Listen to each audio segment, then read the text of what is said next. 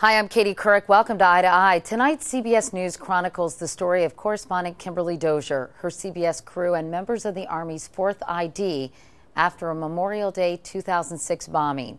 In this web-exclusive material from that show, family, friends, and colleagues pay tribute to cameraman Paul Douglas and soundman James Brolan, both killed on that fateful day in Baghdad 1 year ago.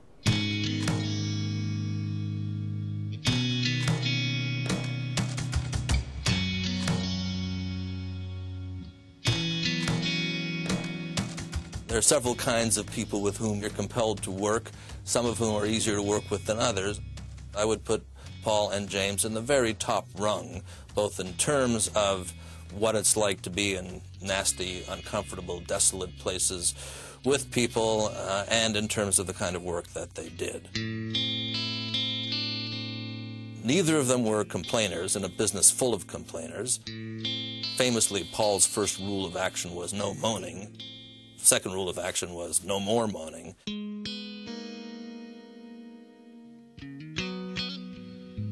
They were two of the cleverest, smartest, most intuitive men I've ever worked with, both of them. Whether you were crossing no man's land somewhere in Sarajevo, or whether you were in some nasty situation in Iraq during the invasion, I learned very early in the game to shut up and let Paul do the talking. Because I'd open my mouth and tensions would rise, and Paul would open his mouth and everybody be slapping each other on the back and saying, yeah, on your way. You could not like him. He was lovely. Made everyone laugh. Made everyone laugh. It was just everything to us as a family. He was strong. He looked after us. He was funny. It was just our life. He worked really hard to get where he was, and it's just a big hole, just missing. How many times have you moved today now? Only 4. No, 3. It's only 3 moves. This is the big yachty that takes the pictures. He liked to be in the thick of it. He liked to be, I suppose, where the action was, really. And be a part of things that were part of history, really. He loved being a cameraman, and he was very, very proud of that. And so were we. We were really proud that he was a cameraman. He just loved having the kids around. He would always, every single day, in all conversations, tell them that he loved them. Paul had always gone through, when he went away to war zones, always telling us that he was invincible and bullets would bounce off him. He had told us that for years, and in some way, I think we believed him. A week before he left, Kelly was in the kitchen, my oldest daughter, and he was talking about Baghdad in quite a sad way. And Kelly said to him, "But Dad, bullets bounce off of you." And he turned round for the very, very first time and said to her, "But they may not."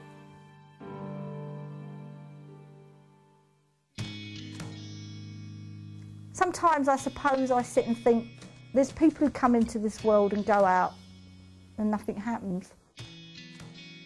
And I suppose Paul was never ever going to come in and just die and fade away. He was always going to make an impression. And even in death he did. He made an impression. You know, some people get bored of their faces, so they grow a moustache. If I get bored of my face, I'll stick one of these on.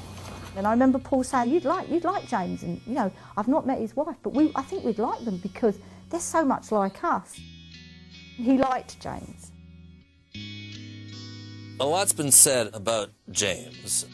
He was the guy from whom the wisecrack came that made a pretty unbearable, untenable situation bearable.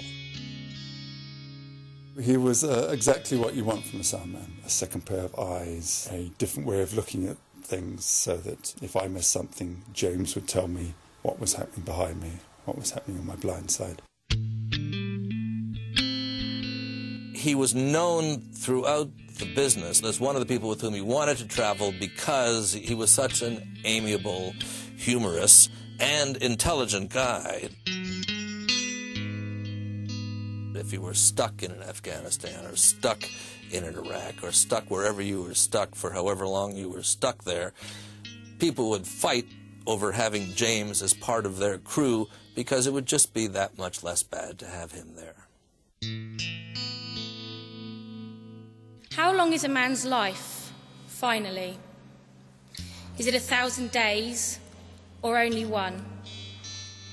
1 week or a few centuries? How long does a man's death last? And what do we mean when we say, gone forever? A man lives for as long as we carry him inside us, for as long as we carry the harvest of his dreams, for as long as we ourselves live. Holding memories in common, a man lives.